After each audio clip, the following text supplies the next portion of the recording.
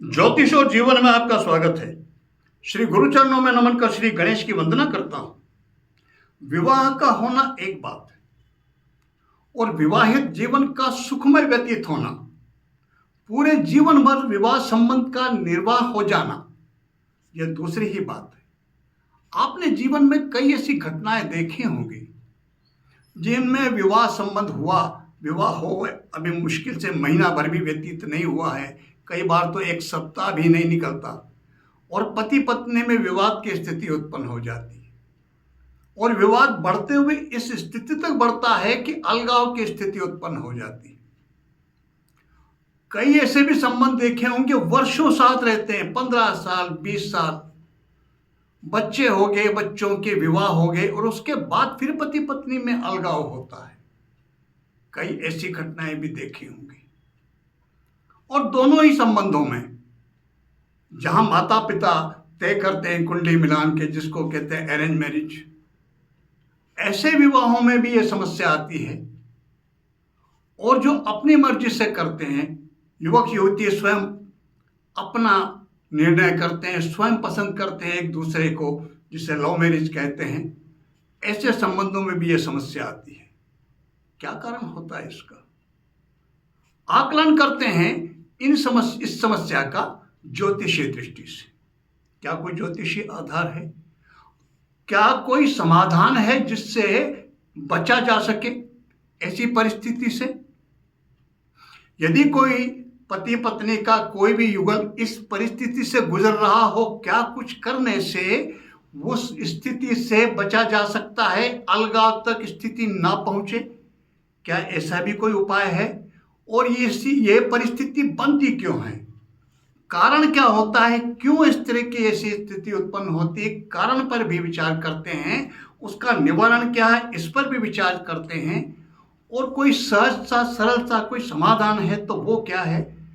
आज के वीडियो में चर्चा करते हैं इन्हीं सब बातों पर। एक सामान्य सी बात, और वो ये कि किसी पुरुष का विवाह संबंध विच्छेद हुआ, जिसको हम आज बोलचाल की भाषा में डाइवोर्स कहते हैं, तलाक कहते हैं, तो उस अकेले का तो हुआ नहीं, उसका विवाह विच्छेद हुआ संबंध तो उसकी पत्नी, उसके साथ जिसका विवाह उसके साथ हुआ था, उस स्त्री का भी विवाह संबंध विच्छेद हुआ। दोनों का सीधा सा अर्थ है इसका। ज्योतिषी दृष्टि से देखा जाए तो दोनों ही के जीवन में विवाह संबंध के टूटने के योग थे, तभी तो विवाह विच्छेद हुआ, अन्यथा नहीं होता। क्योंकि विवाह संबंध का विच्छेद एक का तो हुआ नहीं है, दोनों का हुआ है। पति का अलगाव पत्नी से हुआ है, पत्नी का अलगाव पति से हुआ है। तो सबसे तो पहले विचार करते हैं कि कौन सी परिस्थिति ग्रहों की बनती है जिसके कारण ये स्थिति उत्पन्न होती है। ज्योतिष में जन्म कुंडली में सप्तम स्थान को विवाह का स्थान माना जाता है। वहीं से विवाह का विचार करते, विवाह के सफल या असफल होने के जितने भी प्रश्न हैं उन सब का उत्तर सप्तम स्थान से मिलता है। सप्तम स्थान शुभ स्थिति में हो, उस स्थान का स्वामी शुभ स्थिति में हो, वो उस स्थान का स्वामी 7 ग्रहों में से कोई भी ग्रह हो सकता है लग्न के हिसाब से। यही स्थिति दोनों कुंडलियों में, चाहे युवक की हो या युवती की हो, दोनों में समान रखती है। शुभ स्थिति में सप्तम भाव है तो विवाहित जीवन सुखमय व्यतीत होगा। अब दोनों में कारक, महिला जातक की कुंडली में गुरुपति सुख का कारक होता, सप्तम भाव के शुभ होने के साथ साथ महिला जातक के लिए उसकी कुंडली में गुरु का शुभ होना भी आवश्यक है। वो स्थिति बनती है तो विवाह संबंध में कोई समस्या नहीं आती, विवाहित जीवन सुखमय व्यतीत होता है। दूसरा, पुरुष की कुंडली में सप्तम भाव का स्वामी, वह शुभ स्थिति में, सप्तम भाव शुभ स्थिति में, पुरुष की कुंडली में शुक्र स्त्री सुख का कारक होता है। विवाहित जीवन का सुख पुरुष की कुंडली में शुक्र से देखा जाता है। यदि शुक्र की स्थिति शुभ है, बली है, तो उस पुरुष का विवाहित जीवन भी सुखमय व्यतीत होता है। विच्छेद की स्थिति क्यों बनती है? वो कौन से ग्रह हैं जो विच्छेद की स्थिति उत्पन्न कर देते हैं? राहु, शनि और सूर्य, ये 3 ग्रह ऐसे हैं जो विच्छेदात्मक प्रभाव रखते हैं। जिस भी भाव को ये तीनों ग्रह प्रभावित करते हैं, उस भाव से संबंधित जो सुख है वो जातक को नहीं मिलने देते। कई बार यदि ये प्रबल पाप प्रभाव में हो, सप्तम स्थान का स्वामी वो भी अशुभ स्थिति में हो, सप्तम स्थान भी पाप प्रभाव में हो और इन तीनों का प्रभाव फिर पड़ता हो, ऐसी स्थिति में तो विवाह हो ही नहीं पाता। कई हम देखते हैं इस तरह के कई महिलाओं का बहुत प्रयास करने के बाद भी जीवन भर वो अविवाहित रह जाती हैं और कई पुरुष अविवाहित रह जाते हैं। यही कारण बनता है। सूर्य, शनि और राहु ये पृथकतावादी हैं। विवाह हो भी जाए तो फिर उसमें यही अलगाव की स्थिति उत्पन्न हो जाती है। बचने का उपाय क्या है? सबसे पहले जो निवारण की बात करें, कारण हमारे समझ में आया। सप्तम भाव पाप पीड़ित हो, सप्तमेश पाप पीड़ित हो, महिला जातक की कुंडली में गुरु पाप प्रभाव में हो और राहु, शनि और सूर्य से सप्तम स्थान पीड़ित हो, ऐसी स्थिति में उस महिला का विवाहित जीवन में अलगाव की स्थिति उत्पन्न हो जाएगी। ठीक ऐसे ही पुरुष के कुंडली में सप्तम भाव पीड़ित हो, सप्तम भाव का स्वामी पीड़ित हो, शुक्र भी पाप प्रभाव में हो और सूर्य, शनि और राहु से ये पीड़ित हो, सप्तम भाव सप्तमे सप्तम का कारक, तो उस पुरुष की कुंडली में भी अलगाव की स्थिति उत्पन्न हो जाती है। तो मिलान में ये स्थिति देखना चाहिए। अगर मान लीजिए कि पुरुष की कुंडली में ये अलगाव की स्थिति बन रही है, तो सामान्य सी अवस्था में देखें तो ऐसे ही संबंध आएंगे। संबंध जो आएंगे ऐसी ही युवतियों के आएंगे जिनमें भी ये योग होगा, तभी तो उस पुरुष की कुंडली में योग घटित होगा, नहीं तो कैसे पूरा होगा वो?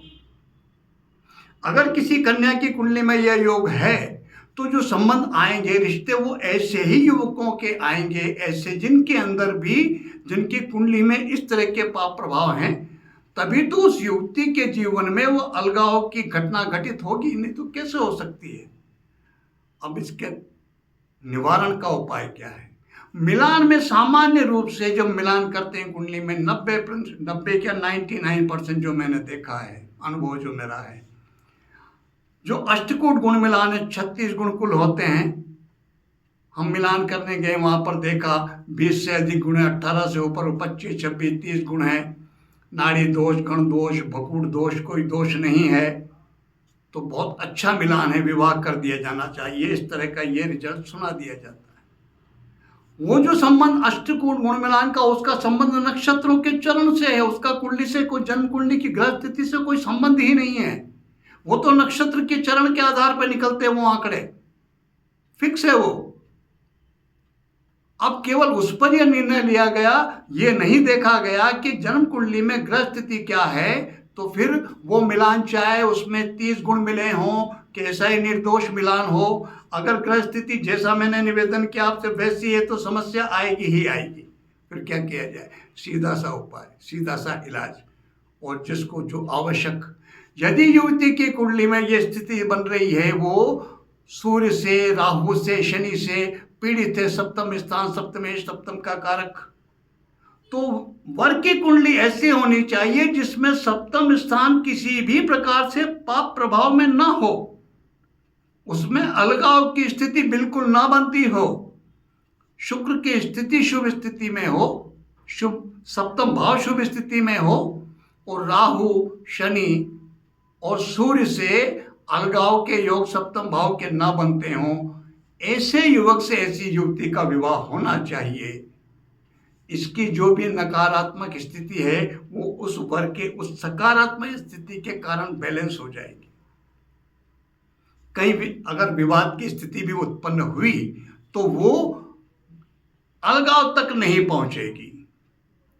ऐसे ही अगर मान लीजिए किसी युवक की कुंडली में अलगाव की स्थिति है, योग पूरे बनते हैं, तो ऐसे योग का विवाह ऐसी युवती से होना चाहिए जिसमें पति सुख पूर्ण हो, सप्तम स्थान शुभ स्थिति में हो, गुरु की स्थिति शुभ हो, राहु शनि और सूर्य से सप्तम भाव पीड़ित ना हो, ऐसी युवती से विवाह होना चाहिए। अगर मान लीजिए वो नकारात्मक स्थिति है युवक की कुंडली में, विवाद की स्थिति भी उत्पन्न हुई, भी किसी भी तरह से बनी, लेकिन वो अलगाव तक स्थिति नहीं जाएगी। किसी युवती की कुंडली यह बताती है कि इस कुंडली में वैधव्य योग है, तो सामान्य से जो संबंध आएंगे वो ऐसे युवकों के आएंगे जिन युवकों की पत्रिका में अल्पायु योग होगा, तभी तो योग घटित होगा उसके वैधव्य होने का। इस विषय का यही लाभ है। ऐसी स्थिति में यदि ये पता चल रहा है ऐसी युवती का विवाह ऐसे युग से होना चाहिए जिसमें पूर्णायु योग हो, जिसकी आयु को किसी भी प्रकार का कोई खतरा नहीं हो, जिसमें लग्न की, लग्नेश की और अष्टम भाव की स्थिति बहुत शुभ हो, वो अपने दम पर जिएगा। जिस कालखंड में उसके वैधव्य के योग बनते हैं उसमें उसको तकलीफ थोड़ी बहुत आएगी, बीमार या चोट चपाट कुछ भी हो सकता है, लेकिन चूंकि उस कुंडली में पूर्णायु योग है तो उसके देहांत की स्थिति नहीं बनेगी और इस तरह से वो वैधव्य योग टलेगा।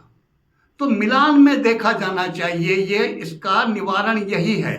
होने के बाद तो फिर स्थिति क्या है, अगर वो विवाद की स्थिति देखें प्रारंभ हो गई है, किसी विद्वान ज्योतिषी को कुंडली दिखाएं आप और लगता है कि राहु से, शनि से और सूर्य से पृथकतावादी प्रभाव पूर्ण रूप से पड़ रहा है सप्तम स्थान पर, सप्तम भाव, सप्तम कारक सप्तमेश पर, इस परिस्थिति में इन तीनों ग्रहों की शांति करवानी चाहिए।